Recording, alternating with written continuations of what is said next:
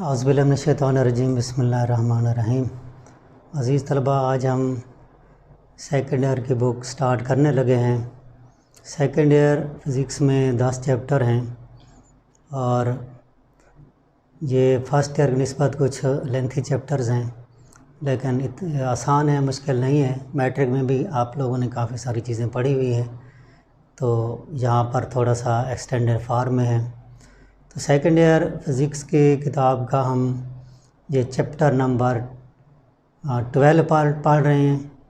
ये एफएससी का chapter number 12 है, लेकिन सेकंड बुक का पहला चैप्टर है और इस चैप्टर का नाम है इलेक्ट्रोस्टैटिक्स। तो इलेक्ट्रोस्टैटिक्स शुरू करने से पहले हम कुछ बुनियादी चीज़ें पढ़ेंगे जो कि आप लोगों ने 8वीं में 10वीं में पढ़ी हुई हैं, लेकिन उसकी रिवीजन ज़रूरी है। अगर ये चीज़ें नहीं आती तो फिर हम आगे नहीं बढ़ सकते। तो चंद एक चीज़ें हैं जो हम पहले रिवाइज़ करेंगे। वैसे इसका चैप्टर के साथ कोई ताल्लुक़ नहीं है, लेकिन ये इंफॉर्मेशन के तौर पर हैं और ये आपको ज़हन नशीन भी रखनी चाहिए। तो हम देखते हैं कि ये जो इलेक्ट्रोस्टैटिक्स का चैप्टर है, इससे मुराद क्या है। जैसा कि ऊपर ये लिखा हुआ है कि दो हर्फ बनते हैं, एक इलेक्ट्रो और दूसरा स्टैटिक। इलेक्ट्रो से मुराद चार्ज है और स्टैटिक्स से मुराद रेस्ट है, यानी कि चार्जेस एट रेस्ट। यानी इलेक्ट्रोस्टैटिक फिज़िक्स की वो ब्रांच है जो ऐसे चार्जेस को डील करती है जो कि रेस्ट में हो। कैसे चार्जेस? ये मूविंग चार्जेस नहीं है बल्कि रेस्ट में है। तो हम इसे डिफ़ाइन करते हैं, that branch of physics which study the charges at rest. यानी फ़िज़िक्स की वो ब्रांच जो ऐसे चार्जेस को स्टडी करती है जो कि रेस्ट में हो। अब हम देखते हैं कि ये चार्जेस क्या हैं। चार्ज बॉडी क्या होता है? चार्ज बॉडी क्या है? बॉडी की एक अंदरूनी खसूसियत है, that property of a body due to which it produces और एक्सपीरियंसेस एन इलेक्ट्रिक और मैग्नेटिक फील्ड। यानी किसी भी बॉडी की वो खसूसियत जिसकी वजह से वो किसी इलेक्ट्रिक फील्ड को पैदा कर सकता है, मैग्नेटिक फील्ड को पैदा कर सकता है, या उन्हें फील कर सकता है, उन्हें एक्सपीरियंस कर सकता है। ऐसे बॉडी को चार्ज बॉडी कहा जाता है।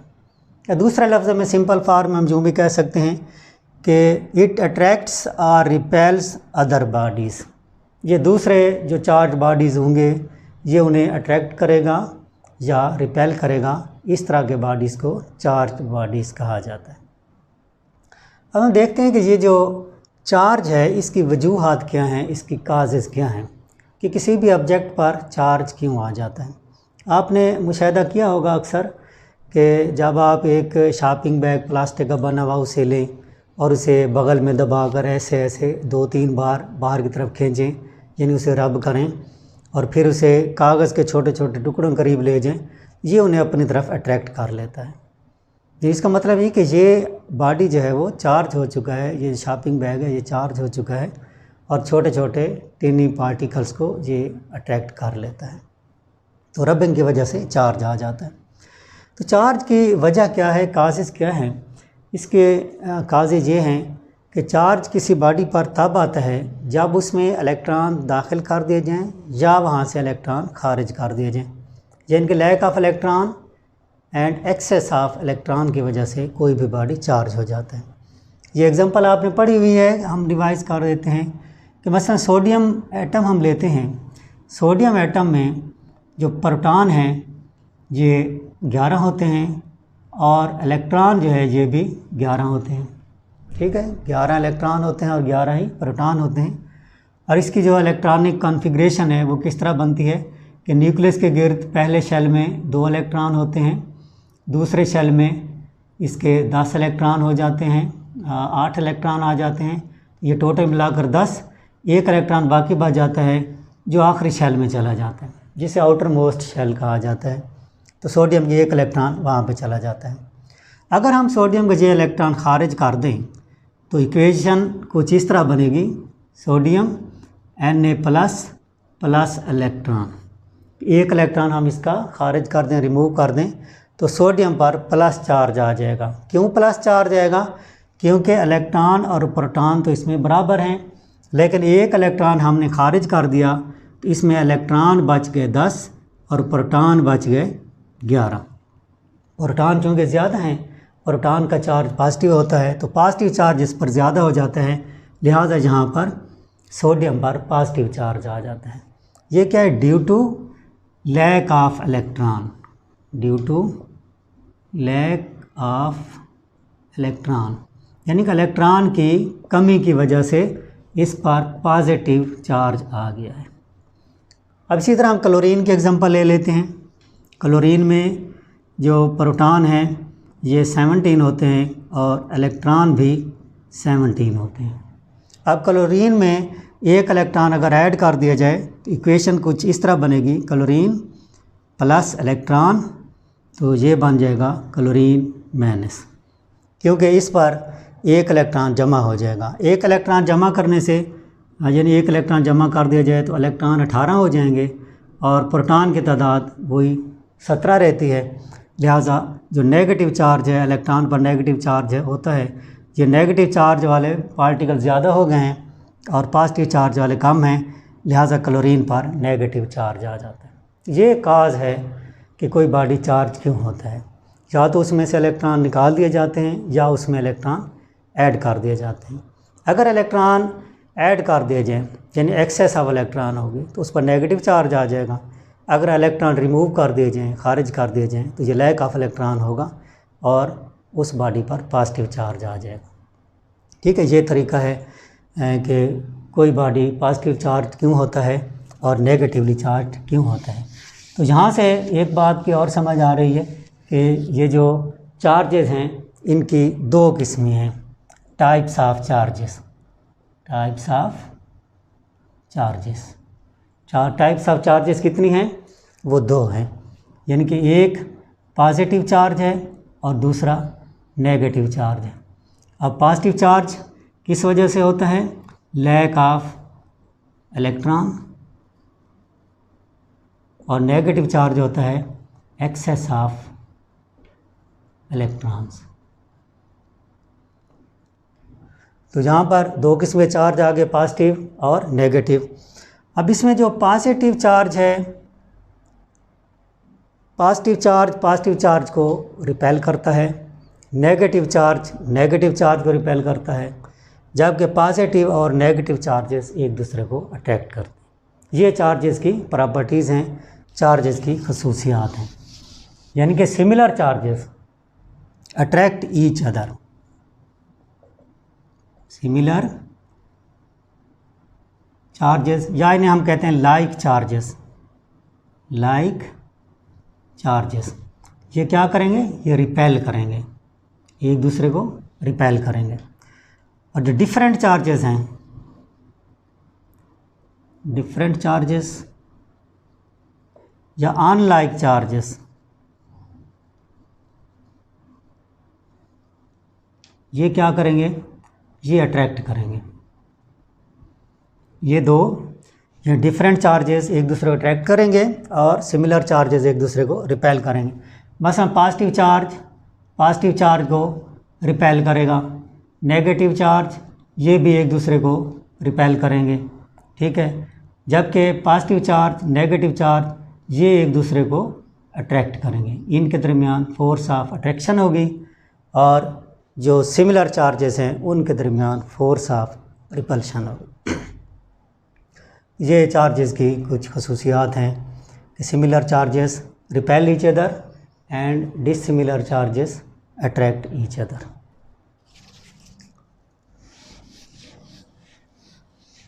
अब हम देखते हैं कि how a body is charged, कि किसी बॉडी को चार्ज कैसे किया जाता है। किसी भी ऑब्जेक्ट को चार्ज करने का तरीका क्या है? चार्ज करने के लिए, ये मैंने पहले लिख दिया है यहाँ पे, चार्जिंग किस चीज़ की, तीन तरीके हैं चार्ज करने के, कि फ्रिक्शन की वजह से बॉडीज़ चार्ज हो जाते हैं, रबिंग की वजह से चार्ज हो जाते हैं, रबिंग एंड फ्रिक्शन ये सेम थिंग है।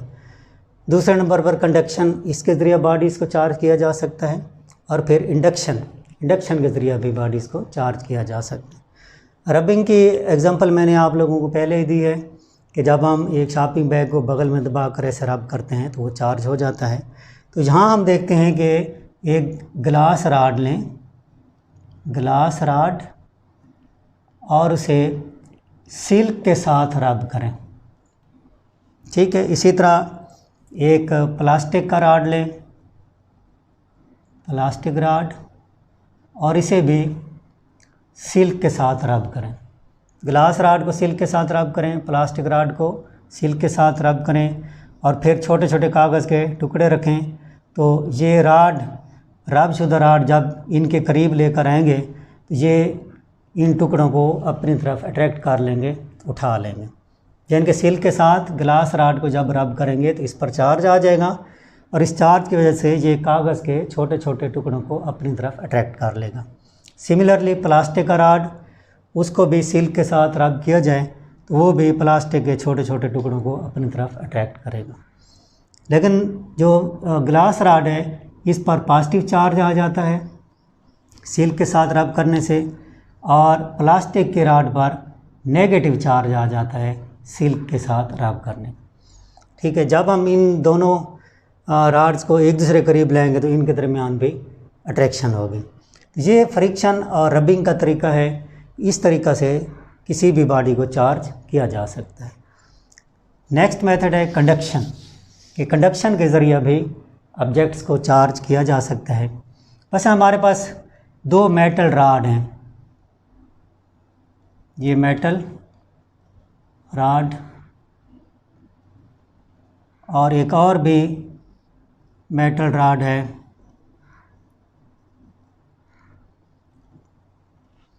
इस पर कोई चार्ज नहीं है और इस पर नेगेटिव चार्ज है। तो हम इन दोनों को टच कर देते हैं, एक दूसरे के करीब ले आते हैं, ऐसे एक दूसरे के साथ जोड़ देते हैं, जो दोनों राड्स को एक दूसरे के साथ जोड़ देते हैं। तो जैसे हम इन कांटेक्ट रखेंगे इन दोनों को, तो ये वाले जो नेगेटिव चार्जेस हैं ये इसमें डिफ्यूज़ कर जाएंगे, इस पर नेगेटिव चार्ज आ जाएगा, ये राड नेगेटिवली चार्ज हो जाएगा, नेगेटिवली चार्ज। ये कंडक्शन का मेथड है। कंडक्शन में क्या करते हैं, दोनों बॉडीज़ को इन कांटेक्ट रखते हैं, तो एक बॉडी पर जो चार्ज होता है वो दूसरे में ट्रांसफ़र हो जाता है, इस तरह दूसरा बॉडी भी चार्ज हो जाता है। एक और मेथड है चार्ज करने का, इंडक्शन। इंडक्शन में जो बॉडीज़ हैं उनको इन कांटेक्ट नहीं रखते, उनको एक दूसरे के साथ टच नहीं करते, बल्कि अलग-अलग रखते हैं। मिसाल के तौर पर ये हमारे पास एक कोई मेटल का गोला है, ठीक है, इसको हमने एक इंसुलेटिंग स्टैंड पर रखा हुआ है, इंसुलेटिंग स्टैंड। मेटल का बॉल है, उसको इंसुलेटिंग स्टैंड पर रखा हुआ है।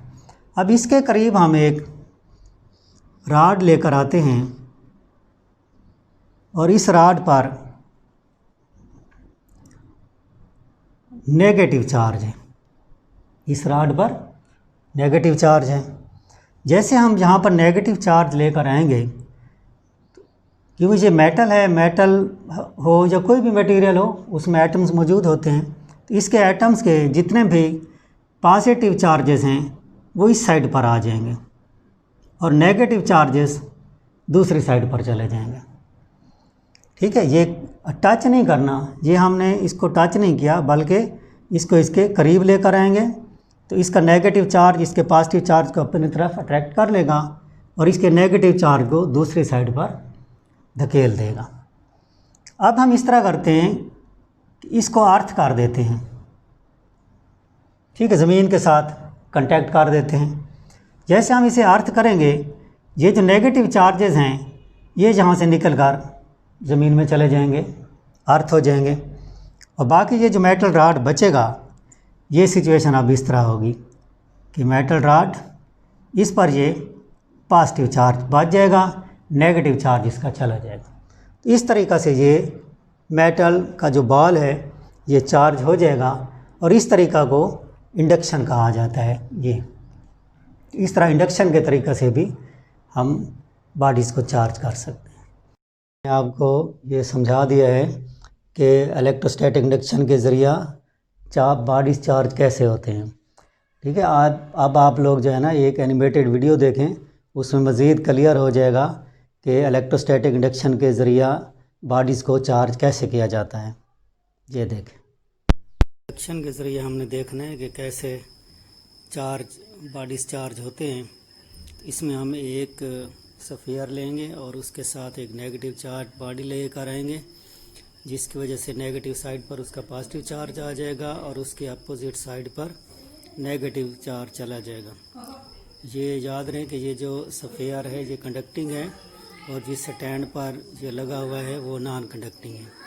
दूसरी साइड पर हम इसे टच करेंगे, इसका नेगेटिव चार्ज जो है वो हमारे हाथ में चला जाएगा और इसके बाद फिर नेगेटिव चार्ज वाली बार को भी हम हटा देंगे। जब हम उसे पीछे करेंगे तो ये यूनिफॉर्मली चार्ज उस पर डिस्ट्रीब्यूट हो जाएगा। तो ये इंडक्शन के ज़रिए ये चार्ज आ जाएगा इस बॉडी पर। अब दो और कंडक्टिंग सफ़ियर्स हैं इंसुलेटिंग स्टैंड के ऊपर, तो हम इसके साथ भी एक चार्ज बॉडी लेकर आते हैं। तो पहले सफ़ियर पर पॉजिटिव चार्ज आ जाता है और दूसरे साइड पर नेगेटिव चार्ज चला जाता है, क्योंकि नेगेटिव चार्ज नेगेटिव को रिपेल करता है। इसके बाद हम दोनों सफ़ियर्स को एक दूसरे से सेपरेट कर लेते हैं और इस तरह एक पर नेगेटिव चार्ज आ जाएगा और दूसरे सफ़ियर पर पॉजिटिव चार्ज आ जाएगा और ये यूनिफॉर्म में डिस्ट्रीब्यूट हो जाएंगे। ये इंडक्शन का तरीका है जिससे बॉडीज़ को चार्ज किया जा सकता है। अब एक और एग्जांपल देखें कि उसी तरह का एक सफ़ियर है और इसके साथ हम एक रॉड लेकर आते हैं जो पॉजिटिव चार्ज हैं। तो ये रॉड उस सफ़ियर का नेगेटिव चार्ज अपनी तरफ अट्रैक्ट कर लेता है और पॉजिटिव चार्ज जो है दूसरी साइड पर चला जाता है। तो ये जिस तरह फिग में आपको नज़र आ रहा है कि इसमें फिर हम इस सफ़ियर को जो है अर्थ कर देते हैं, ग्राउंड कर देते हैं, तो ये सारा चार्ज जो पॉजिटिव चार्ज है वो ख़त्म हो जाएगा, क्योंकि अर्थ का नेगेटिव चार्ज इसे न्यूट्रलाइज कर देगा। इस तरह अब इस पर नेगेटिव चार्ज रह जाएगा। कंडक्टिंग रॉड को हम हटा लेंगे तो इस पर ये यूनिफॉर्म चार्ज डिस्ट्रीब्यूट हो जाएगा।